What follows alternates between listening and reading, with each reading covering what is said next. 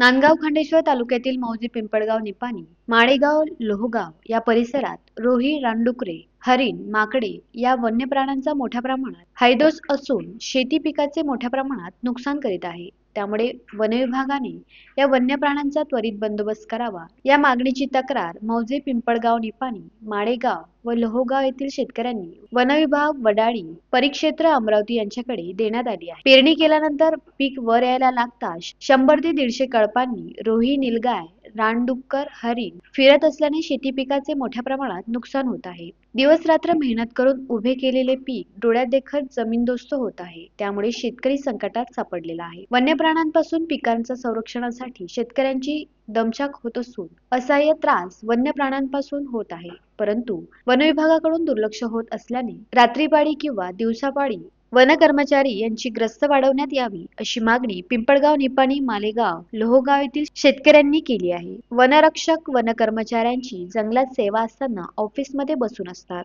व ऑफिसमध्ये बसून पगार घेतात असेही या तक्रारीत म्हटलेले आहे। त्यामुळेच वन विभागाची वन्य प्राण्यांकडे दुर्लक्ष होत असल्याने शेतकऱ्यांची म्हणणे आहे। वनरक्षक वन कर्मचारी योग्य सेवा देत नसल्याने वर्षभराची पिकाचे नुकसान होत आहे। त्यामुळे वन विभागाने या वन्य प्राण्यांचा बंदोबस्त करावा अशी मागणी पिंपळगाव निपाणी माळेगाव व लोहगाव येथील शेतकऱ्यांनी केली आहे। अन्यथा तीव्र आंदोलनाचा इशारा शेतकऱ्यांनी दिला आहे। संदेश Dhoke, the sting operation news, Pimpalgaon Nipani.